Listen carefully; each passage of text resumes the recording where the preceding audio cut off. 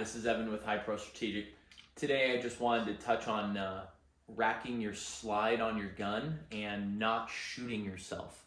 I've noticed a lot of people on YouTube, and also I've even heard several stories of people shooting themselves when they're trying to rack their gun, and almost always I see them doing it improperly, and usually it's because they just haven't had any training whatsoever. So just as a show here, so it's loaded, clear, everything's good, right? So I just made the first mistake right there that you're not supposed to do. You're not supposed to rack your gun with your hand up here, because it causes you to pull the gun back like this, and the barrel comes really close to your elbow or your arm. And especially if you grab it improperly like this, your hand might even be over the barrel when you're racking it. And of course, most people that are untrained, they don't keep their finger off the trigger. So when they pull the gun back, they tend to do this, and they put their finger in the trigger, and then they go like this, and they pow, they shoot themselves when they're trying to pull the slide back. So the first step is always keep the gun pointed in a direction where it's not to yourself. So when you see the people on YouTube doing this thing and they've got their guns close to themselves like this, that's a horrible idea. Unless you have trained with safety circle, which this is safety circle, you put your hands together, your thumbs together, and then you do this, and that's a safety circle, because I can turn all the way around, and if a laser's coming out of my barrel, this is my safety circle. But of course, still, I would be flagging my legs with the barrel just doing that. So low ready is probably one of the best bets in terms of if you're starting out and you don't want to shoot yourself.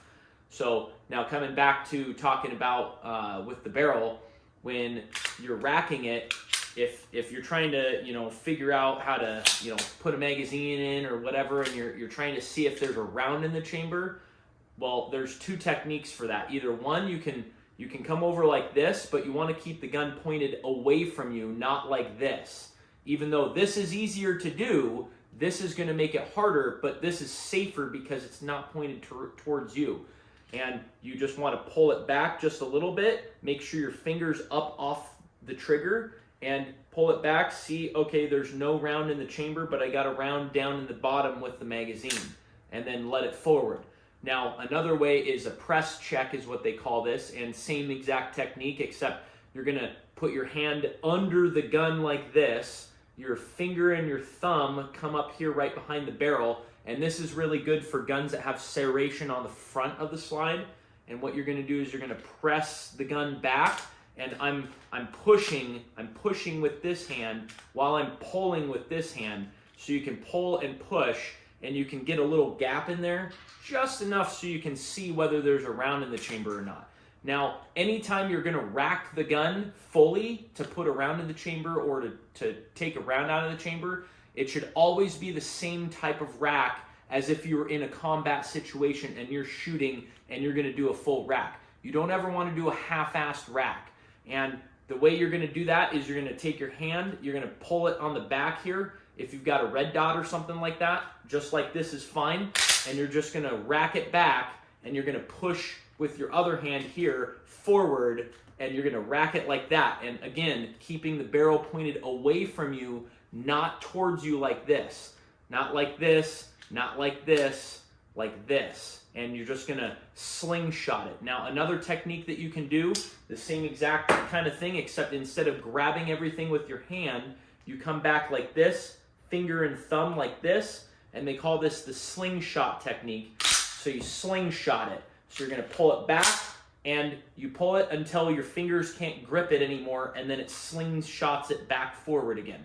Now, of course, if anybody says something about, oh, well, you're gonna damage your gun, or whatever, if you rack it too hard, those guys have no clue what they're talking about, because when you shoot your gun, it violently racks that slide every single time you fire a round.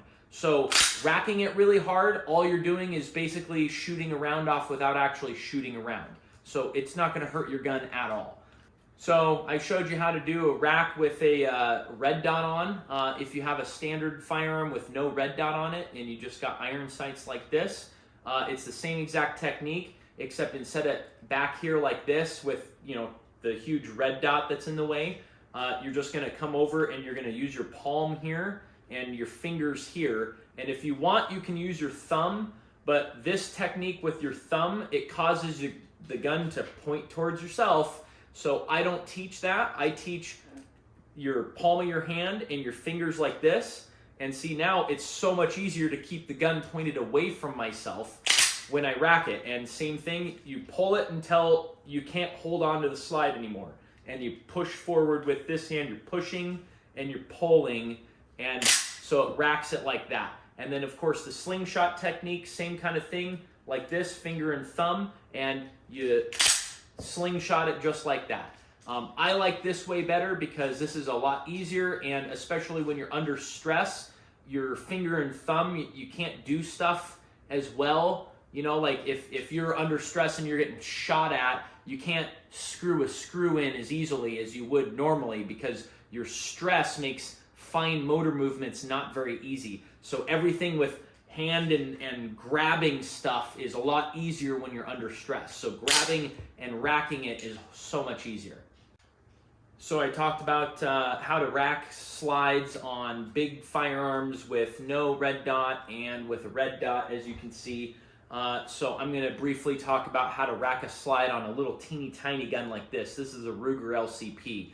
Okay, so this is probably one of the biggest things that will cause people to shoot themselves is little tiny guns, because they don't have a lot of knowledge how to operate a normal firearm, normal pistol, and then on top of that, when you get it even tinier, if you don't know what you're doing, there's a great possibility you might shoot yourself. So with this, what you're going to do, same thing. So palm, fingers, and you're going to keep it pointed away from yourself, and you're going to rack it like this, or the slingshot technique like this. And I like to curl my finger so I get the side of my pointer finger here and then the thumb, and then you can kind of clamp on that slide, and then you can pull it back until your fingers slide off of it, and that gets you a good rack.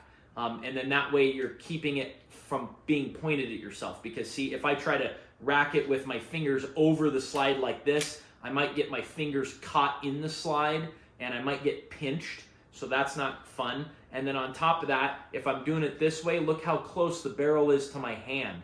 And if I do it improperly like this, it might even shoot down my arm.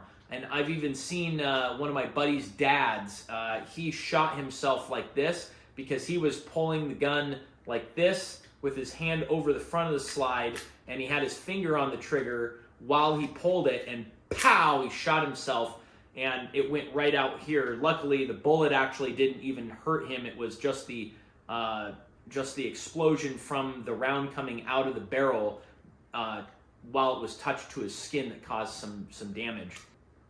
Well, that's about it, talking about slide racking and ways to do it safely without possibly shooting yourself.